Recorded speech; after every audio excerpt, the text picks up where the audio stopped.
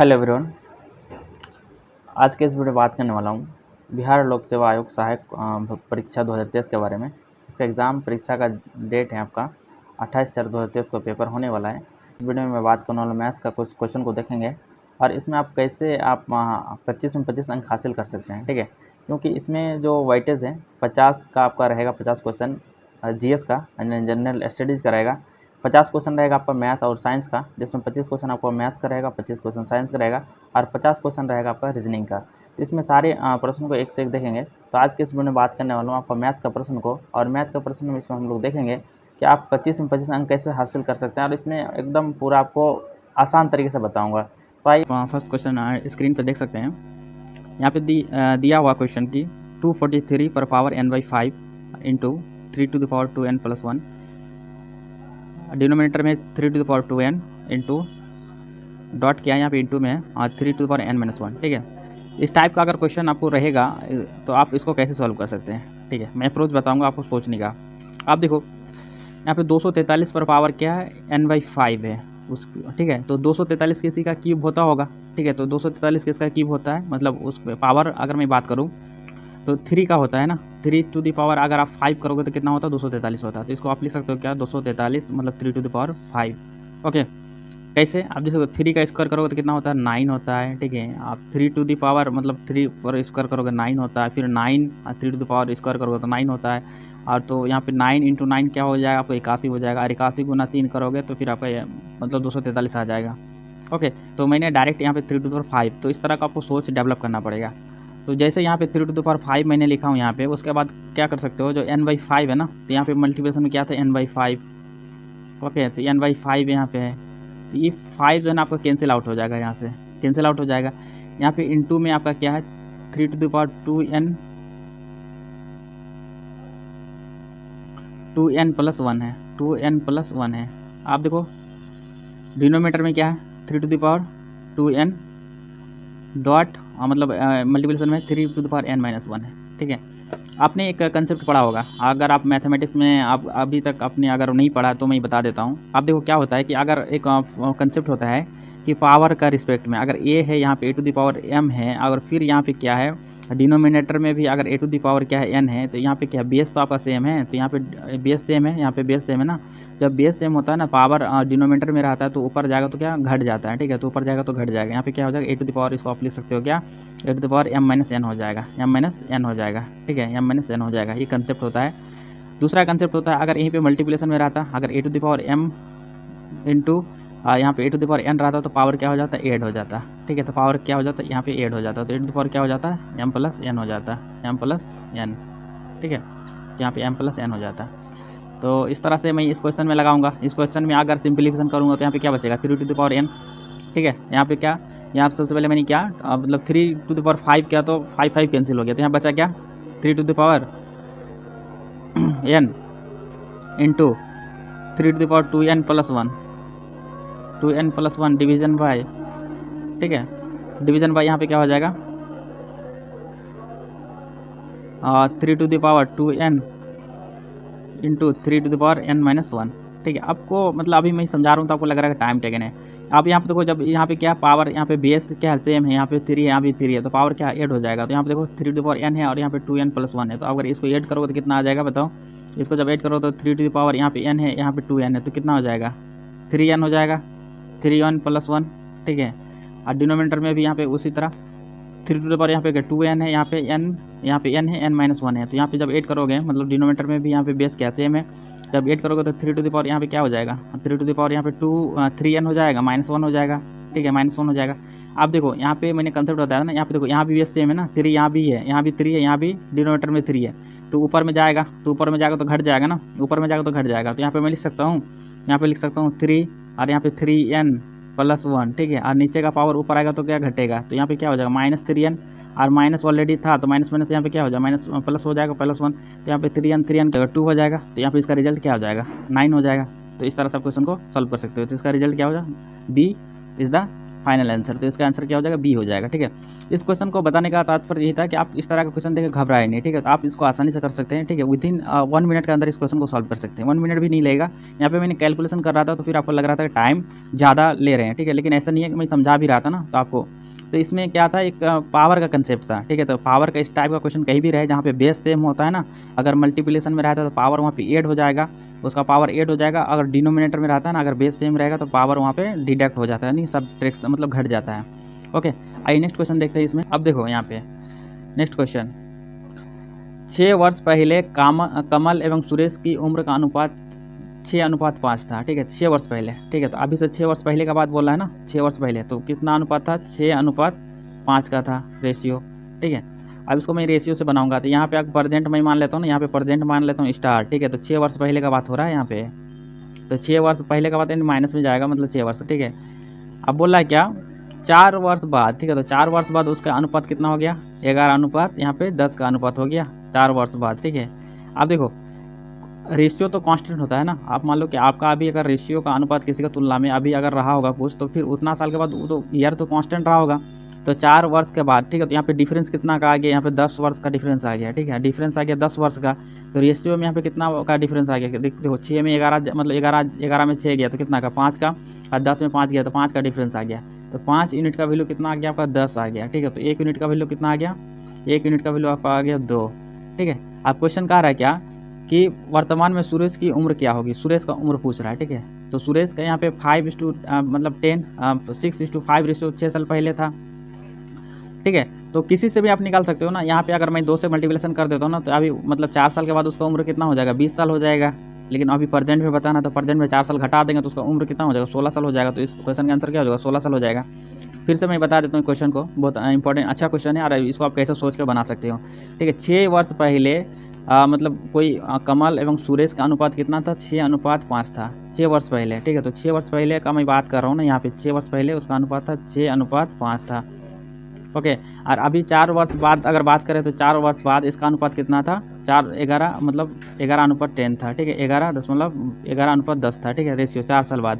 तो इसमें होता है क्या है कि यहाँ पे रेशियो तो ईयर तो फिक्स रहेगा ना, ईयर तो कांस्टेंट हो जाएगा ना, तो यहाँ पे रेशियो का अगर डिफरेंस देखा जाए तो यहाँ पे 10 ईयर का डिफरेंस आ रहा है। ठीक है, 10 ईयर का डिफरेंस आ रहा है और उसका रेशियो का डिफरेंस जो आ रहा है यहाँ पे 5 का डिफरेंस आ रहा है। ठीक है, तो यहाँ से मैं 1 यूनिट का वैल्यू निकाल लूँगा, तो यहाँ पे 5 = 10, तो यहाँ पे 1 = क्या, मतलब 2 का मतलब इससे बड़ा होगा 2।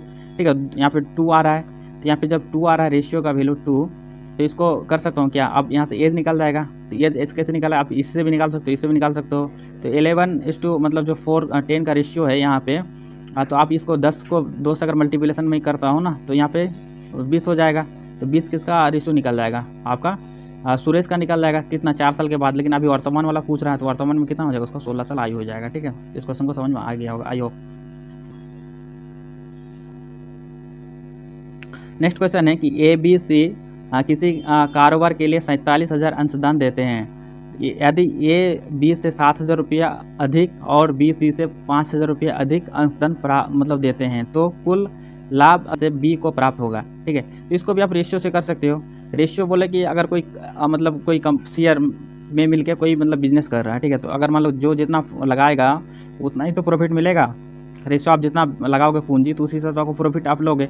अगर मान लो तीनों मतलब स्टार्ट किया, तीनों का यहाँ पे कितना 47,000 का मतलब तीनों मिला के देते हैं। ठीक है, और कह रहा है क्या 5,000 रुपया क्या C से B मतलब 5,000 रुपया B जो है ना रुपया अधिक देता है। तो मान लो कि चलो ठीक है, अगर मान लो यहाँ पे अगर ये क्या देता है मतलब कुछ भी नहीं देता है, ये क्या 0 रुपया देता है मान के चलो। ठीक है, 0 रुपया देता है तो ये 5,000 रुपया दिया होगा, तभी तो 5,000 रुपया दिया होगा ना, ये 500 रुपये दिया होगा मान के चलो ना, इसे मैं बता रहा हूँ। ठीक है, मतलब आपको सोचने का तरीका बता रहा हूँ, ये कुछ नहीं दिया मतलब 0, ये 5,000 दिया होगा।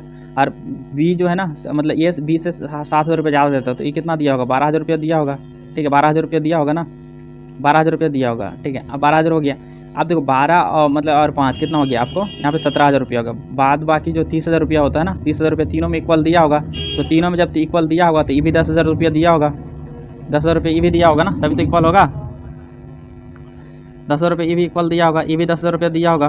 ठीक है, और ये भी 10,000 रुपया दिया होगा। ओके, अब देखो जब 10,000 ए भी दिया होगा तो इसका टोटल पूंजी कितना हो जाएगा, 22,000 रुपये दिया होगा। अब बी कितना 15,000 रुपये दिया होगा और सी 10,000 रुपये दिया होगा, ठीक है। तो इसको इस तरह से लिख सकते हो आप, ए बी और सी। तो ए ने कितना दिया होगा, 22,000 रुपये दिया होगा, ठीक है, 22,000 रुपये दिया होगा। बी ने 15,000 रुपये दिया होगा, ओके। सी ने 10,000 रुपये दिया होगा, टोटल 47,000 रुपये हो भी गया, ओके। अब कह रहा है क्या कि बी का लाभ का प्रतिशत होगा, तो जो रेशियो में पैसा लगाए बी उसी रेशियो में तो मिलेगा, ठीक है। तो इसका रेशियो निकाल लूँगा। तो यहाँ पे रेशियो क्या हो जाएगा, यहाँ पे देख सकते हो आप, रेशियो 3 जीरो आप कैंसिल करोगे तो यहाँ पे 22 15 और 10 का रेशियो आ गया, 22 15 10 का रेशियो आ गया, ठीक है। अब देखो बी जब भी कमाएगा ना यहाँ पे 15, ठीक है, तो मतलब 15 का रेशियो में काम करेगा। जब 15 का रेशियो में काम करेगा 15% उसको प्रॉफिट मिलेगा, ठीक है, 15%। और टोटल कितना है, 22 और 15 और 10 कितना 47 है। तो 47 तो मतलब 9400 है। तो एक का वैल्यू कितना हो जाएगा, एक का वैल्यू आपका हो जाएगा 47 इक्वल टू क्या है 9400। एक का वैल्यू 200 हो जाएगा। तो 15 का वैल्यू कितना हो जाएगा 3000। तो इसका जो मतलब प्रॉफिट मिलेगा तो 3000 का प्रॉफिट मिलेगा, ठीक है। तो जब भी होगा तो 15 का मल्टीपल में होगा, ठीक है। आप इस तरह से ऑप्शन में देख सकते हो। बी का जब भी रेशियो होगा ना इस तरह का क्वेश्चन को आप क्या करो, यहाँ पे देख सकते हो बी का यहाँ पे 22 15 और यहाँ पे 10 है, ठीक है। तो बी का रेशियो पूछ रहा है ना, बी हमेशा 15 का मल्टीपल में होगा, इसका रिजल्ट 15 का मल्टीपल में होगा। तो 15 का मल्टीपल में एक ही ऑप्शन आ रहा है, तो ऑप्शन सी डायरेक्ट आप टिक करोगे आगे निकल जाओगे, ठीक है। आप ऑप्शन या तो देखो ई भी 15 से डिविजल नहीं होगा, ई भी नहीं होगा और ई भी नहीं होगा, ठीक है। ओनली ई वाला ऑप्शन 15 से डिविजल होगा, ठीक है। नेक्स्ट क्वेश्चन देख लेते हैं। दो धातुओं के 80 ग्राम मिश्रण में दोनों का अनुपात क्या है, 5:3 है। दूसरी धातु की कितनी मात्रा बढ़ा दी जाए कि अनुपात 5:4 हो जाए, ठीक है। तो इस क्वेश्चन को कैसे कर सकते हो आप, 80 ग्राम का मिश्रण का धातु है और उसमें 5:3 है, ठीक है, 5:3 है, ठीक है। तो यहाँ टोटल अनुपात कितना हो, मतलब टोटल कितना हो गया 8 हो गया। 8 का वैल्यू 80 ग्राम है तो एक का वैल्यू कितना हो गया 10 ग्राम। इसका मतलब 50 और 30 का रहा होगा मिश्रण, 50 और 30 का रहा होगा। आप बोल रहा है कि आप कितना प्रतिशत बढ़ा दी जाए दूसरी वाले में इसमें कि उसका अनुपात कितना हो जाएगा 5:4 हो जाएगा। तो ये तो ऑलरेडी 5 है, मतलब 5 का रेशियो में फिक्स्ड है, इसी में बढ़ रहा है ना, इसी में। तो इसमें मैं कितना बढ़ाऊंगा, यहाँ पे अगर देखोगे तो यहाँ पे 10 का ही जा रहा है ना, यहाँ पे 4, मतलब यहाँ पे एक अगर बढ़ाता हूँ 1 यूनिट का वैल्यू क्या 10, अगर 10 बढ़ाऊंगा यहाँ पे क्या 40 हो जाएगा। तो ठीक है, तो 10 ग्राम अगर बढ़ाऊंगा तो 40 हो जाएगा और 5:4 का रेशियो मुझे प्राप्त हो जाएगा, ठीक है। तो यहाँ पे 10 ग्राम बढ़ा दूंगा तो यहाँ पे हो जाएगा 40, नया रेशियो क्या है 40, यहाँ पे 5:4 हो जाएगा, ठीक है। आए समझ में, इस क्वेश्चन का आंसर क्या हो जाएगा 10 ग्राम। नेक्स्ट क्वेश्चन देखेंगे यहाँ पे। आप देखो 5 संख्याओं में पहली 4 संख्याओं का औसत 5वीं संख्या का 2 गुना है, ठीक है। तो 5 संख्याओं में पहली 4 संख्या का जो औसत है ना, औसत 5वीं संख्या का 2 गुना है। यदि पांचों संख्याओं का औसत 27 है तो 5वीं संख्या क्या होगा, ठीक है। औसत का मतलब होता है क्या, एवरेज, सबको इक्वल डिस्ट्रीब्यूशन मिला, ठीक है। औसत का मतलब होता है सबको इक्वल डिस्ट्रीब्यूशन मिला। तो क्वेश्चन का कंडीशन है ना, जैसे मान लो कि 27 एक मिनट 27 मैं सबको प्रोवाइड कर देता हूँ, ठीक है। तो पांचों को मैंने दे दिया 27, ठीक है। यही तो औसत बोल रहा है पांचों संख्या का। लेकिन क्वेश्चन कंडीशन दिया हुआ कि 5वीं संख्या हमको निकालना है, ठीक है। अब तो ये औसत है ना, निकालना है मुझे, क्या होगा, ठीक है। तो मान लो कि चलो यहाँ पे संख्या मुझे पता नहीं है, निकालने के लिए मैं क्या कर सकता हूँ, बोल रहा है क्या, पहली 4 संख्या जो है ना, पहली 4 संख्या का औसत 5वीं संख्या से 2 गुना है, ठीक है। तो जो 4 संख्या का औसत यहाँ पे होगा ना, पहली 4 संख्या का औसत, ठीक है, वो 5वीं संख्या से 2 गुना है। 5वीं संख्या से जब 2 गुना होगा तो 5वीं संख्या हमको निकालना भी है। और टोटल औसत कितना 27 है। जब 27 है तो 27 को हम 5 बार डिस्ट्रीब्यूट करूँगा तो टोटल संख्याओं का योग कितना आ जाएगा 135 आ जाएगा, 135 आ जाएगा ना। आप देखो 4 संख्याओं का औसत 5वीं संख्या से 2 गुना है, ठीक है। तो 135 को यहाँ पे ऑप्शन से मैं कर रहा हूँ, ठीक है। ऑप्शन से इसलिए कर रहा हूँ तो 5वीं संख्या मुझे चाहिए। 5वीं संख्या अगर देखो 5वीं संख्या यहाँ पे क्या रखता हूँ 30 रखता हूँ, तो 30 रखता हूँ ना, तो मतलब इसका 2 गुनी, तो औसत क्या 60, तो यानी ये तो ऑप्शन नहीं होगा। 25 रखता हूँ ना, पाँचवीं संख्या 25 रखता हूँ, तो 25 दूनी 50, ठीक है। तो 50 ये भी नहीं होगा कि 135 ही चाहिए हमको। 20 रखता हूँ ना, 20 यानी मतलब दूसरी संख्या, मतलब जो 5वीं संख्या अगर 20 रखता हूँ ना, तो यहाँ पे भी क्या हो जाएगा आपका 20, और मतलब जो उसका औसत है चारों संख्या का कितना होना चाहिए 40 होना चाहिए, यानी 4 तो 160, ठीक है। यानी 180 हो जाएगा, तो ये भी क्वेश्चन आंसर नहीं होगा, यानी 15, ठीक है। तो 15 इस क्वेश्चन का आंसर हो जाएगा। कैसे मैं बता देता हूँ, अगर 5वीं संख्या क्या 15 हो, ठीक है, तो और चारों संख्या का औसत कितना हो 30 हो, यहाँ पे देख सकते हो डबल है, तो 30 डबल भी होता है। और 30 को 4 से मल्टीप्लिकेशन करोगे तो 120 हो जाएगा, 120 और 15 क्या हो 135, और 135 जो पाँचों संख्या का औसत 27 करके 135 आ भी रहा है, ठीक है। तो इस क्वेश्चन को इस तरह से आपको करना था, सोचने का खाली इसमें मतलब ये है, ठीक है, और इसमें कुछ ज़्यादा नहीं है। नेक्स्ट क्वेश्चन का बात करेंगे तो इस टाइप का क्वेश्चन आपको देखने को मिलेगा एग्जाम में। तो अगर इस टाइप का क्वेश्चन अगर देखने को मिले तो आप सक्सेसिव लगा दो। एक व्यक्ति का आय 10% बढ़ा, ठीक है, और कुछ दिनों के बाद फिर पुनः 20% बढ़ गया। इस प्रकार व्यक्ति के आय में कुल कितने प्रतिशत की वृद्धि हुई, ठीक है। तो आप इसमें सक्सेसिव डायरेक्ट लगा सकते हो। सक्सेसिव का क्या होता है, एक फॉर्मूला होता है x plus y plus x into y by 100 होता है, ठीक है। यहाँ पे बढ़ोतरी हो रहा है तो साइन के साथ आप रखोगे तो सक्सेसिव आप मतलब बढ़ रहा घट रहा तो उसमें भी लगा सकते हो, ठीक है। अगर बोल रहा है कि 10% बढ़ा फिर 20% घट जाता तो यहाँ पे मैं माइनस साइन यूज कर लेता ना। साइन के साथ यूज करोगे तो ये फॉर्मूला ऑलवेज वैलिड है।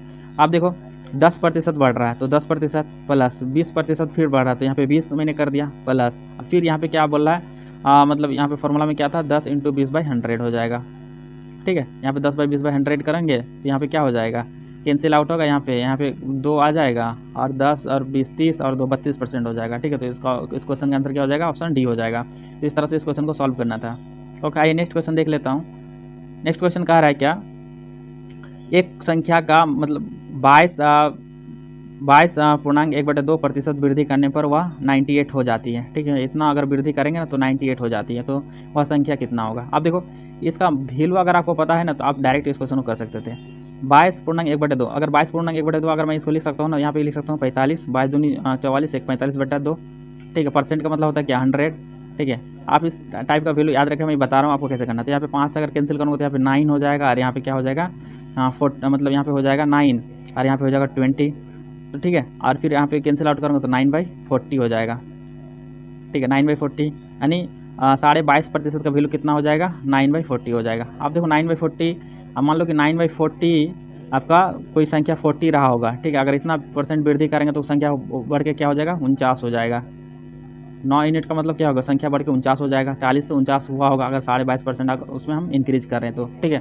और 49 का मुझे वैल्यू यहाँ पता है 98, तो यहाँ कितना गुना है 2 गुना है, ठीक है। तो यहाँ पे भी संख्या कितना होना चाहिए 2 गुना होना चाहिए। तो इस 40 को मैं 2 से मल्टीप्लिकेशन करूँगा तो कितना हो जाएगा आपका 80 हो जाएगा, ठीक है। 80 हो जाएगा। इस में इस को क्या हो जाएगा 80 हो जाएगा। इसका आंसर क्या हो जाएगा 80 हो जाएगा। मतलब मैथमेटिक्स एज मतलब लॉजिक, इसमें रटने का कोई बात नहीं है, ठीक है। आप एज मतलब दिमाग से भी कर सकते हो कि इसमें क्या कह रहा है, तो आप इसको कैलकुलेट कर सकते हो खुद भी। अब देखो नेक्स्ट क्वेश्चन का बात करेंगे हम लोग। नेक्स्ट क्वेश्चन कह रहा है कि रहीम कुछ संतरे इस प्रकार खरीदा बेचा कि 40 संतरों का क्रय मूल्य 50 संतरों का विक्रय मूल्य के बराबर रहा, ठीक है। अब देखो इस टाइप का क्वेश्चन जो है ना, आप जब भी करो ना आपको थोड़ा सा कन्फ्यूजन क्रिएट हो जाता है। 40 संतरों का क्रय मूल्य, ठीक है। तो इसमें क्या होता है, यहाँ पे CP मतलब कॉस्ट प्राइस, क्रय मूल्य अगर बात करें, और यहाँ पे होता है सेलिंग प्राइस, ठीक है। तो 40 संतरों का क्रय मूल्य जो है ना 50 संतरों का विक्रय मूल्य के बराबर है। तो 50 संतरे जो यहाँ पे जो कॉस्ट प्राइस होगा ना, तो 50 संतरे के बराबर हो जाएगा, ठीक है। मान लो संतरे हम 1 रुपया करके बेच रहा हूँ, तो यहाँ पे 50 रुपया उसका क्या कॉस्ट प्राइस हो गया, बट बेच रहा है कितना में 40 रुपये में बेच रहा है, ठीक है। तो यहाँ पे क्या हो रहा है, उसको आपको दिख रहा है यहाँ पे घाटा लग रहा है ना। आप ये घाटा कितना मतलब लॉस होगा, लॉस कितने प्रतिशत का लॉस होगा, तो परसेंटेज मैं निकाल सकता हूँ ना। यहाँ पे 10 रुपये का यहाँ पे लॉस हो रहा है, तो 10 और लॉस प्रतिशत हमेशा किस में निकाला जाता है, कॉस्ट प्राइस में निकाला जाता है, ठीक है। तो 10 बटा क्या हो जाएगा यहाँ पे 50 और इंटू 100, ठीक है। तो यहाँ पे 20% का उसको क्या हो जाएगा, हानि हो जाएगा। यहाँ पे 50 दूनी 100, ठीक है। तो 20% का यहाँ पे क्या उसको लॉस हो जाएगा, ठीक है। तो इस क्वेश्चन का जो आंसर हो जाएगा ऑप्शन सी हो जाएगा। ओके, नेक्स्ट क्वेश्चन के बारे में बात कर लेते हैं। आप देखो इस क्वेश्चन को आपको कैसे करना है। 800 रुपये की राशि 3 वर्षों में साधारण ब्याज पर 920 रुपया हो जाती है। यदि 3% प्रति वर्ष बढ़ा दी जाए तो समान अवधि में वह राशि कितनी हो जाएगी। तो सिंपल क्वेश्चन है। 800 रुपया की राशि 3 वर्षों में साधारण ब्याज 920 रुपया हो जाती है, ठीक है। 800 रुपया यहाँ था, ठीक है, कोई राशि, और साधारण ब्याज उसका क्या हो जाता है 920 रुपया हो जाता है। और साधारण ब्याज क्या होता है आपका इक्वल मतलब ये हो जाता है, जो फर्स्ट ईयर में जो ब्याज आपको प्राप्त हो वो भी वही सेकंड ईयर में होगा, ठीक है। और जो CI में होता है उसमें ब्याज भी आपको लेना मतलब जोड़ना पड़ता है। बट यहाँ पे क्या हो जाएगा 800 रुपया आपने मतलब कई किसी को दिया, ठीक है, उसका ब्याज आपने 120 रुपया लिया 3 साल में, तो प्रत्येक साल आपने क्या किया होगा 40 रुपया करके ब्याज लिया होगा, 40 करके, ठीक है। अगर सिंपली कहूँ तो 800 का 800 रुपया आपने दिया तो 40 रुपया अगर आपने ब्याज लिया होगा तो आप डायरेक्ट बोलोगे अरे 5% मुझे ब्याज प्राप्त हुआ ना, 5%, इसको निकाल भी सकते हो ना 40/800 इंटू 100 करके। तो यहाँ पे कितना आ जाएगा वैल्यू 5%, तो यहाँ पे R निकल गया 5%। अब बोल रहा है क्या कि 3% प्रति वर्ष बढ़ा दी जाए तो समान अवधि में वह राशि कितनी हो जाएगी, ठीक है। प्रति वर्ष 3% बढ़ा देता हूँ, ठीक है। जैसे कि फर्स्ट ईयर में कितना 5% रहा, सेकेंड ईयर में आप देखो इसमें क्या होता है ना, फर्स्ट ईयर में कितना रहा 5% रहा, सेकेंड ईयर में 8% रहा ना, बढ़ा दिया मैंने 3%, और थर्ड ईयर में 11% कर दिया ना। अब साधारण ब्याज तो है, ठीक है। तो यहाँ पे देखो इसको इक्वली कर सकते हो ना आप, 11 और 5 यहाँ पे अगर ये करोगे तो यहाँ पे कितना हो जाएगा ठीक है। इसका एवरेज मैं निकाल लूँगा ना साधारण का, तो 8%। तो डायरेक्ट या तो 3 साल का 8% निकाल लेंगे, या तो फिर मैं 5%, 8% और 11% निकालूंगा। अगर 800 का 5% निकालूंगा तो कितना हो जाएगा, 40 रुपया हो जाएगा, ठीक है। और फिर 800 का मैं 8% निकालूंगा तो यहाँ पे कितना हो जाएगा, 8864 यानी 64 रुपया मुझे ब्याज प्राप्त हो जाएगा। फिर 800 का अगर 11% निकालूंगा तो 11% कितना हो जाएगा, 88 रुपया मुझे ब्याज प्राप्त हो जाएगा, ठीक है। जब तीनों को ऐड करेंगे ना, 40, 64 और 88, तो 192 रुपया प्राप्त हो जाएगा, ठीक है। तो फिर टोटल राशि कितना हो जाएगा, 992 हो जाएगा, क्योंकि 800 रुपये तो दिया था, मिल कितना जाएगा, 192 रुपया ब्याज, ठीक है। तो कितना, 992 रुपया। इसी क्वेश्चन को आप इस तरह से भी कर सकते थे, जैसे मैंने बताया था ना कि 5%, ठीक है, और 8% और 11%, ठीक है। तो इसका एवरेज कितना हो गया, 8% हो गया, ठीक है। तो 8% का डायरेक्ट आप निकाल सकते थे, 800 इंटू 8% ब्याज, यहाँ 3 साल के लिए 3/100, ठीक है। तो इसको जब कैलकुलेट करोगे ना, 0 0 कैंसिल होगा, तो 8 से 24 गुना 8 जब करोगे तो 192 रुपया आ जाएगा, ठीक है। ओके, तो यहाँ से भी आप कर सकते हैं। आइए नेक्स्ट क्वेश्चन देखते हैं। किसी धनराशि पर 8% ब्याज की दर से 2 वर्ष के चक्रवर्ती ब्याज तथा साधारण ब्याजों का अंतर 768 रुपया है, ठीक है। 2 वर्ष होगा, ठीक है। तो मैंने एक डिफरेंस वाला फार्मूला बताया था आपको, तो आप वहाँ से कैलकुलेट करें। बट अगर ऐसे जनरली करेंगे तो इस क्वेश्चन को बहुत लेंदी हो जाएगा। एग्जाम में आपको बहुत बहुत ही क्वेश्चन को सॉल्व करना है, विथ टाइम को भी सेविंग करना है, ठीक है। तो अब 2 वर्ष का अगर डिफरेंस रहेगा ना, तो 2 वर्ष में क्या होता है, 2 वर्ष का चक्रवृद्धि ब्याज और साधारण ब्याज का अगर डिफरेंस दिया रहेगा तो आप इस तरह से कर सकते हैं कि डिफरेंस, जो भी डिफरेंस रहेगा, difference equal to P principal amount into जो भी रेट दिया रहेगा ना, रेट बाय 100 का स्क्वायर हो जाएगा, नहीं मतलब यहाँ पे 2 वर्ष है तो 2 हो जाएगा, ठीक है। तो 2 वर्ष के लिए वैलिड है ये डिफरेंस वाला फार्मूला। तो आप इस तरह से यहाँ से कैलकुलेट कर सकते हैं, ठीक है। तो आइए देख लेते हैं इसको कैलकुलेशन करके। जब इसको कैलकुलेशन करेंगे ना, यहाँ पे कितना दिया हुआ, 768 रुपया, ठीक है, 768 रुपया। यहाँ पे प्रिंसिपल अमाउंट मुझे निकालना है, यहाँ पे रेट कितना है, 8% का रेट है, तो 8/100 और फिर 8/100, ठीक है। अब जब इसको मैं कैलकुलेशन करूँगा ना, यहाँ पे देखो 8 से अगर कैंसिल आउट करूँगा तो 8 8 8 9 72 और फिर बचेगा कितना, 4, तो यहाँ पे 8 6 48, ठीक है, यहाँ पे हो जाएगा। फिर 8 से कैंसिल करूँगा तो यहाँ पे 12, ठीक है, तो 12 और फिर यहाँ पी इक्वल टू कितना आ जाएगा, फिर आपका आ जाएगा 12,000 रुपया। तो ऑप्शन क्या हो जाएगा, इस क्वेश्चन का ऑप्शन सी हो जाएगा, ठीक है। तो आप भी खुद ट्राई करें तो इस क्वेश्चन का ऑप्शन क्या हो जाएगा, सी हो जाएगा। नेक्स्ट क्वेश्चन देख लेते हैं। बोल रहा है क्या, ये क्वेश्चन बहुत अच्छा क्वेश्चन है, ठीक है। आप मतलब इस टाइप का क्वेश्चन आपको देखने को मिलेगा एग्जाम में भी। राम और श्याम किसी काम को एक साथ 10 दिन में कर लेता है, ठीक है। राम और श्याम किसी काम को 10 दिन में कर लेता है, और श्याम और मोहन एक साथ 15 दिन में करता है, और मोहन तथा राम एक साथ 20 दिन में करता है, ठीक है। आप देखो इसमें क्या होगा कि राम और श्याम कितना 10 दिन में करता है, इसको मैं आपको एलसीएम मेथड से बताऊँगा, ठीक है। राम और श्याम कितना दिन में करता है, आपको 10 दिन में करता है, ठीक है। राम और श्याम, मोहन मतलब और कर लेते हैं, ठीक है। श्याम और मोहन कितना दिन में करता है, श्याम और मोहन, तो श्याम और मोहन कितना दिन में करता है, आपको 15 दिन में करता है, ठीक है। उसके बाद राम करता है, उसके बाद फिर मोहन तथा राम, तो मोहन और राम कितना दिन में करता है, मोहन और राम आपको 20 दिन में करता है। तो 10 15 20 का एलसीएम कितना आ जाएगा, 60 आ जाएगा, ठीक है। आपको ये सब एलसीएम आना चाहिए फटाफट। तो 60 आ जाएगा, तो 10 से यहाँ पे जाएगा तो 6 इफिशियंसी इसका निकाल लूँगा, 6 हो जाएगा राम और श्याम का, और यहाँ पे 15, तो 15 4, यानी श्याम और मोहन का जो इफिशियंसी कितना 4 का हो जाएगा, मोहन और राम, तो मोहन और राम का इफिशियंसी कितना हो जाएगा, 3 हो जाएगा, ठीक है।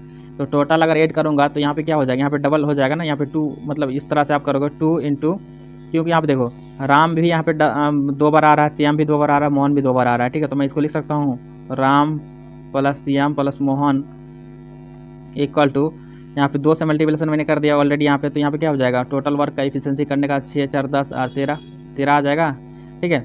तो इसको मैं लिख सकता हूँ इस तरह से, Ram plus Mohan plus Shyam equal to कितना हो जाएगा, 13/2, ठीक है। और मैं यहाँ पे किसका निकालना है, क्वेश्चन कह रहा है क्या, तो बताइए अकेले मोहन उस काम को कितने दिन में करेगा, तो मोहन का इफिशियंसी निकाल लूँगा। तो मोहन का इफिशियंसी निकालने के लिए यहाँ पे देखो राम प्लस श्याम प्लस मोहन, ठीक है। तो राम प्लस श्याम का इफिशियंसी पीछे से मुझे पता चल जाएगा ना, राम प्लस श्याम का इफिशियंसी मुझे पीछे से श्याम कितना इफिशियंसी से काम करता है, 6 इफिशियंसी से काम करता है, तो मोहन का निकल जाएगा, ठीक है। तो मैं यहाँ पे रख देता हूँ क्या, 2 इंटू 6 प्लस यहाँ पे क्या हो जाएगा मोहन, ओके, इक्वल टू क्या हो जाएगा 13। तो आप देखो 2 उधर चला जाएगा तो 13/2 और तो एम इक्वल टू हो जाएगा 13 बाई यहाँ पे क्या हो जाएगा 2 - 6, यहाँ पे क्या हो जाएगा 1/2 इफिशियंसी से काम करेगा, और 1/2 इफिशियंसी से काम करेगा तो टोटल वर्क कितना, तो 60 को डिवीजन करूँगा 1/2 से, तो टोटल वर्क कितना हो जाएगा 120 डेज लगा देगा। मोहन अकेले काम को 120 दिन में पूरा करेगा, ठीक है, 120 दिन में काम को पूरा करेगा। तो ऑप्शन क्या हो जाएगा इसका? ऑप्शन ए हो जाएगा। ओके, आइए नेक्स्ट क्वेश्चन देखते हैं। अब देखो इसमें क्या है, कार्य करता है ना, अब देखो ये कार्य करने की क्षमता 20 से 3 गुना अधिक है। अगर मान लो कि ये कोई काम है, ठीक है, अगर ये कोई काम करता है, देखो यहाँ पे एक काम करता है, यहाँ पे उसका एक दिन में काम करता है, एक काम को एक दिन में कर सकता है, तो बी उसी काम को क्या 3 दिन में कर सकता है ना। यही तो क्वेश्चन कह रहा है, ए और बी का यहाँ पे रेशियो का बात कर रहा हूँ मैं, इसका एफिशिएंसी का जस्ट उल्टा होता है कार्य करने की क्षमता। अब बोल रहा है क्या कि काम करना बी मतलब और 20 से 20 दिन कम समय लेता है, दोनों का डिफरेंस कितना है 20 दिन का है, तो 3 और मतलब 3 और 1 का डिफरेंस कितना 20 दिया हुआ है, तो एक मतलब 2 इक्वल टू क्या 20, तो 1 यूनिट इक्वल टू कितना हो जाएगा 10, तो यहाँ पे 1 यूनिट काम करता है तो यहाँ पे 10 दिन, ठीक है, ये अगर 10 दिन लेता है ना तो बी कितना दिन ले लेगा, ये 10 से मल्टीप्लाई करेंगे तो 30 दिन हो जाएगा। तो इस क्वेश्चन का आंसर क्या हो जाएगा 38 डेज हो जाएगा। ठीक है, तो एक व्यक्ति 3 समान दूरियों को क्रमशः 15, 12 एवं 20 किलोमीटर की चाल से तय करता है। ठीक है, तो 3 दूरियाँ है, 3 समान दूरियाँ है, मतलब यहाँ पे क्या डिस्टेंस है, टोटल डिस्टेंस क्या डी है। अब मान लो D1 चल रहा है, ठीक है, D1 चल रहा है, फिर यहाँ पे क्या चल रहा है मतलब D1 चल रहा है, फिर D2 चल रहा है, फिर मतलब D3, और तीनों इक्वल है, D1 equal to D2 equal to D3। ठीक है, तो D मैं मान सकता हूँ ना। तो इस क्वेश्चन में कहा रहा है क्या, एक व्यक्ति तीनों समान दूरियाँ, ठीक है, तो 3 समान दूरियाँ मैं D मान लेता हूँ, 3 समान दूरियाँ 15 kilometre per hour, 12 kilometre per hour और 20 किलोमीटर पर आवर से चल रहा है, कि चाल से तय करते हैं। यदि तीनों दूरियों को तय करने में कुल 12 घंटा लगता है, टोटल टाइम कितना लगता है 12 घंटा, तो प्रत्येक दूरी कितने किलोमीटर होगा, यानी डिस्टेंस निकालना होगा। तो डिस्टेंस यहाँ पे देखो होता क्या है, डिस्टेंस इक्वल टू होता है स्पीड इंटू टाइम होता है। ठीक है, स्पीड इंटू टाइम होता है। तो डिस्टेंस यहाँ पे तो क्या है कांस्टेंट है ना, डिस्टेंस कांस्टेंट है, मुझे स्पीड भी दिया हुआ है, तो टाइम मैं यहाँ से निकाल सकता हूँ ना, टाइम मुझे निकाल सकता हूँ ना। तो टाइम निकालने के लिए आप करेंगे क्या, तो टाइम निकाल के दोनों को अगर इक्वल करूँगा 12 घंटा से तो मुझे निकल जाएगा। तो ठीक है, तो टाइम इक्वल टू क्या हो जाएगा डिस्टेंस बाई स्पीड। ठीक है, तो आप इस फार्मूला से अलग अलग करके कर सकते हो। ठीक है, डिस्टेंस करके मतलब डिस्टेंस बाई स्पीड करके, जैसे यहाँ पे 12 घंटा दिया हुआ है, तो 12 घंटा तो यहाँ पे क्या हो जाएगा यहाँ पे डी बाई पहले चलता है 15, तो यहाँ पे उसके बाद फिर दूसरा क्या हो जाएगा डी बाई यहाँ पे 12, फिर यहाँ पे डी बाई यहाँ पे फिर 20 हो जाएगा। तो इस तरह से करोगे तो फिर इसका रिजल्ट आएगा, डिस्टेंस निकल जाएगा। ठीक है, डिस्टेंस यहाँ से करोगे तो डिस्टेंस आ जाएगा आपको 60 किलोमीटर। ओके, तो मैं इस टाइप का क्वेश्चन को कैसे करूँगा अब बता रहा हूँ। ठीक है, इस टाइप का क्वेश्चन जब भी रहे ना आप एलसीएम से करें। एलसीएम से इसलिए मैं बता रहा हूँ ना, यहाँ देखो 15, 12 और 20 का एलसीएम कितना आ जाएगा पहले बताओ। 15, 12, 20 का एलसीएम कितना आ जाएगा, 15, 12 और 20 का एलसीएम आ जाएगा आपका 15, 12 और 20 का एलसीएम 15, 12 और 20 का एलसीएम आ जाएगा 60। ठीक है, जब 60 आ जाएगा यहाँ पे देखो 15, 4 मतलब 4 का चल रहा है स्पीड से, मतलब मान के चलो 4 का एफिशिएंसी से चल रहा है। ठीक है, 4 मतलब 4 से चला होगा, 4 घंटे चला होगा। ये भी कितना घंटे चला होगा, ये चला होगा आपका 5 घंटे चला होगा। ठीक है, 12 5 60, और ये चला होगा 3 घंटा। यहाँ पे टोटल टाइम देख लो, टोटल टाइम 12 आ रहा है कि नहीं, तो 5, 4, 9 और 3 12। तो ठीक है, तो इसका आंसर क्या हो जाएगा 60 किलोमीटर हो जाएगा, क्योंकि 12 घंटा फुल चलता है तो 12 घंटा भी आ रहा है और टोटल यहाँ पे पता चल गया। ठीक है, ओके, तो इस तरह से कर सकते हो। नेक्स्ट क्वेश्चन देखेंगे। अब देखो एक क्वेश्चन है यहाँ पे कि एक रेलगाड़ी प्लेटफॉर्म पर खड़े एक व्यक्ति को 8 सेकंड में पार करता है। तो जब व्यक्ति को 8 सेकंड में पार करता है तो रेलगाड़ी के यहाँ से क्या निकल जाएगा, मतलब स्पीड निकल जाएगा ना, कितना स्पीड से जा रहा है। ठीक है, तो 8 सेकंड में पार कर रहा है ना, तो यहाँ पे अगर स्पीड निकालना हो ना तो स्पीड डिस्टेंस इक्वल टू क्या होता है स्पीड इंटू टाइम होता है। तो स्पीड निकाल लूँगा तो यहाँ पे क्या हो जाएगा डिस्टेंस। तो रेलगाड़ी का यहाँ पे मुझे लेंथ मैं मान लेता हूँ, रेलगाड़ी का लेंथ L। ठीक है, L बाई 8 हो जाएगा इसका स्पीड। अब फिर कह रहा है क्या पार करता था 264 मीटर लंबे इस प्लेटफॉर्म को 20 सेकंड में पार करती है। जब लंबे प्लेटफॉर्म है 20 सेकंड में पार करेगा ना, तो रेलगाड़ी का भी कुछ लेंथ रहा होगा, तो लेंथ प्लस 264 बाई क्या हो जाएगा 20। ये भी एक स्पीड हो गया रेलगाड़ी का। ठीक है, तो दोनों का अगर स्पीड को अगर इक्वल करूँगा तो यहाँ से मुझे रेलगाड़ी का लेंथ निकल जाएगा। ठीक है, तो अब इस तरह से इस क्वेश्चन को सॉल्व कर सकता हूँ। अब देखो इसको कर लेता हूँ ना, तो L बाई यहाँ पे कितना हो जाएगा 8 और इक्वल टू हो जाएगा आपका L प्लस 264 बाई यहाँ पे हो जाएगा 20। ठीक है, आप देखो इसको जब कैंसिल आउट करेंगे ना तो यहाँ पे कितना हो जाएगा 2.5, और 2.5 जब इससे मल्टीप्लिकेशन होगा ना L से, तो L से जब मल्टीप्लिकेशन करेंगे तो 2.5 L और एक L इधर आ जाएगा घट जाएगा तो 1.5 L। ठीक है, तो 1.5 से जब डिवीजन करोगे ना इसको आ गया 264 बाई यहाँ पे क्या कर दो 1.5 से भाग दोगे तो यहाँ पे क्या हो जाएगा कैंसिल आउट हो जाएगा। तो यहाँ पे 15 कम 15, हाँ ठीक है, यहाँ 11 बचेगा तो 15 7 105, और उसके बाद फिर आपको बचेगा यहाँ पे 9 बचेगा, तो फिर 15 से 90 तो 176 मीटर आ जाएगा। ठीक है, 176 मीटर आ जाएगा उसका ये डिस्टेंस। तो इस तरह से इस क्वेश्चन का आंसर निकाल सकते हैं। नेक्स्ट क्वेश्चन देख लेते हैं। क्वेश्चन कह रहा है क्या कि किसी आयत का परिमाप 60 सेंटीमीटर दिया हुआ है, तो आयत का परिमाप होता क्या है, तो आयत का परिमाप होता है यहाँ पे लेंथ इंटू विड्थ दिया हुआ है, ठीक है, ये लेंथ हो गया, इसका विड्थ हो गया, ठीक है। तो इसका आयत का परिमाप होता है चारों भुजाओं का योग। तो आयत में क्या होता है, आमने सामने भुजा इक्वल होता है ना, ठीक है। तो लेंथ यहाँ पे क्या 2 टाइम्स आ जाएगा, तो 2 into L plus B equal to आपको दिया हुआ क्या 60 दिया हुआ है। तो मुझे पता चल जाएगा ना यहाँ पे L plus B equal to क्या हो जाएगा, एल प्लस बी इक्वल हो जाएगा 30, ठीक है।